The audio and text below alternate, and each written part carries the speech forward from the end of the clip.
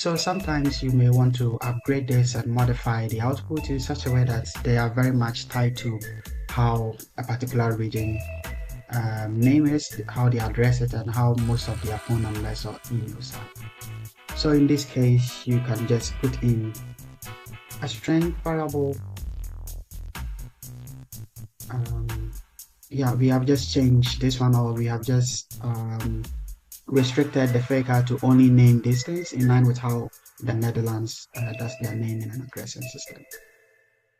So you can see that the telephone number is a Dutch name, the email is equally a Dutch name, as well as the postal address system is exactly how the Dutch people do their geocoding or naming addresses. You can also upgrade this a little bit. And let's say after calling the instance here, you just want to write, create a variable, and on fake, just call simple profile and just print out just name. And now this is also one of the very straightforward way. Instead of printing the name, address, email, or telephone number easily, you can just create a very simple profile which ties to a particular jurisdiction.